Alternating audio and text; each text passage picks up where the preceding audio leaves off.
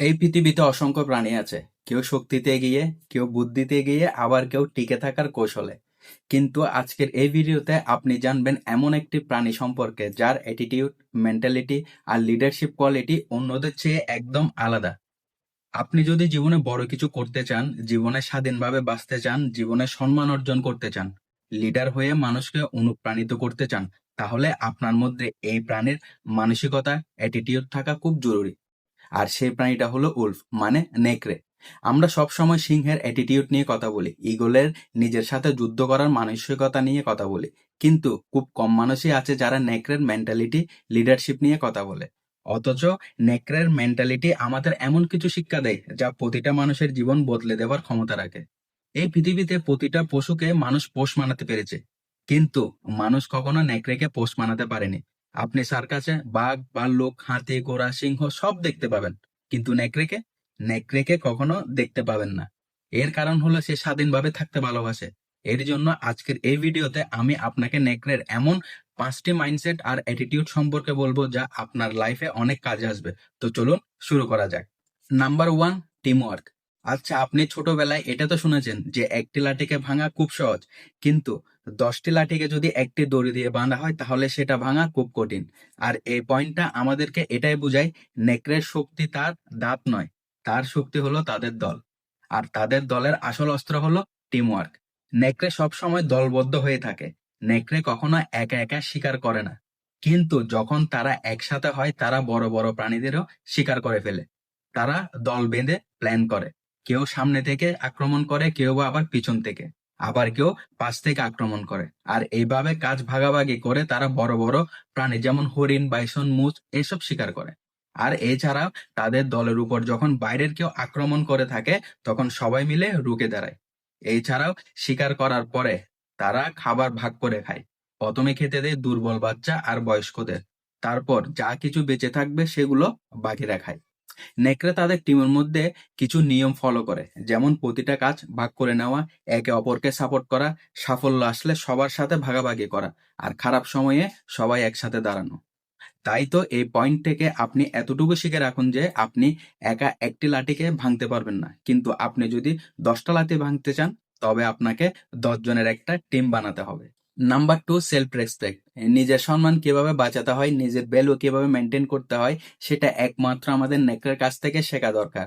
মানুষ এই পৃথিবীর প্রতিটা প্রাণীকে পোষ মানাতে পেরেছে, কিন্তু কখনো নেকড়েকে পোষ মানাতে পারেনি। আপনি সার্কাস সব ধরনের প্রাণী দেখতে পাবেন, কিন্তু নেকড়েকে খুব কম দেখতে পাবেন।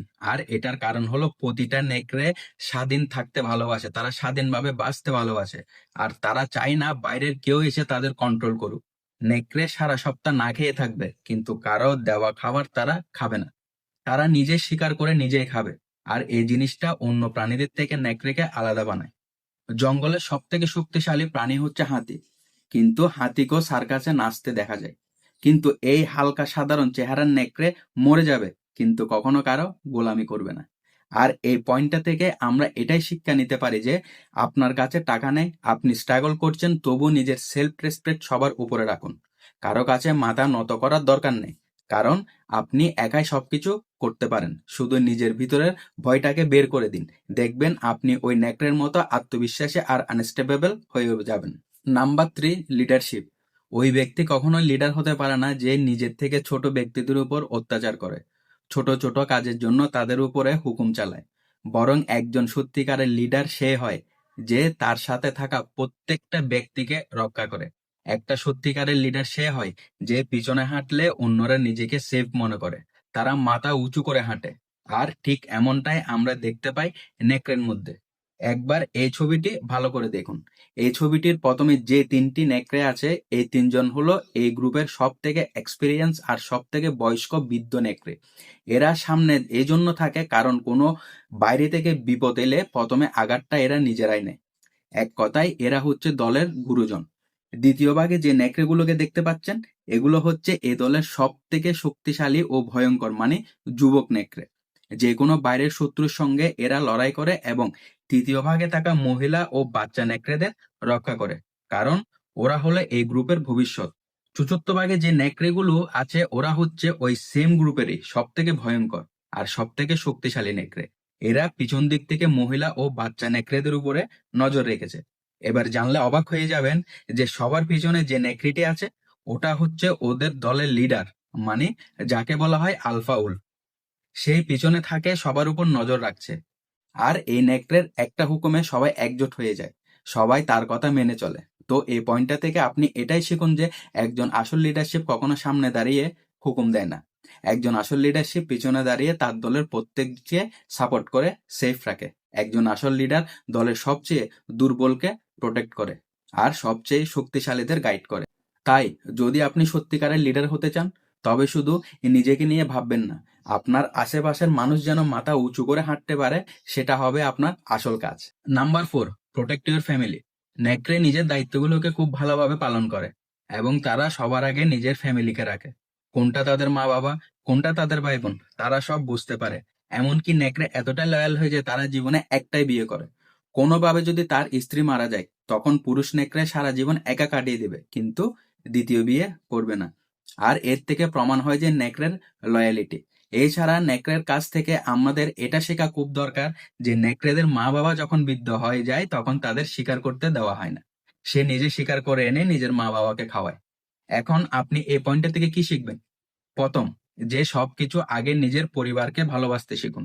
আপনার বাইরে হাজারো বন্ধু থাকতে পারে, হাজারো সম্পর্ক থাকতে পারে, কিন্তু যখন আপনি বিপদে পড়বেন তখন সামনে শুধু নিজের পরিবারকে দেখতে পাবেন। এই জন্য নিজের পরিবারকে প্রোটেক্ট করুন। সবাইকে খেয়াল রাখুন যেন বাইরের কোনো বাধা, কোনো প্রবলেম টাচ করতে না পারে। মনে রাখবেন, এটা কোনো নিয়ম নয়, এটা একটা সন্তানের তার মা বাবার উপর কর্তব্য। অ্যান্ড নাম্বার 5, অডেল ধৈর্য। নেকড়ের জীবনে এই জিনিসটা সবচেয়ে পাওয়ারফুল। ভাবুন তো, নেকড়ের দল যখন শিকার করতে যায়, তারা একবারেই সফল হয় না। অনেক সময় ঘন্টার পর ঘন্টা, দিনের পর দিন তারা শিকারের পেছনে ছুটে, কিন্তু কখনো শিকার পালিয়ে যায়, কখনো তাদের শক্তি কুলোয় না। কিন্তু তারা হাল ছাড়ে না, আবার নতুন করে প্ল্যান করে, আবার দৌড়ায়, আবার চেষ্টা করে, যতক্ষণ না তারা সফল হচ্ছে। এমনকি ঠান্ডা বরফের মধ্যেও না খেয়ে কষ্ট করে তারা চেষ্টা চালিয়ে যায়, কারণ তারা জানে যতবার ব্যর্থ হবে ততবার নতুন করে উঠে দাঁড়াতে হবে। আর এটাই হলো ধৈর্যের পরীক্ষা। তো এখান থেকে আমাদের কি শেখা দরকার? যে আপনি জীবনে যতই বড় কাজ করবেন না কেন, প্রথমবার সফল হওয়ার আশা করবেন না। আপনি পড়াশোনা করবেন, আপনি ব্যবসা করবেন, শুরুতে হোঁচট খাবেন, ভুল করবেন, ব্যর্থ হবেন, কিন্তু আপনাকে নেকড়ের মতো ধৈর্য ধরে চেষ্টা চালিয়ে যেতে হবে। কারণ সফলতা কখনো একদিনে আসে না।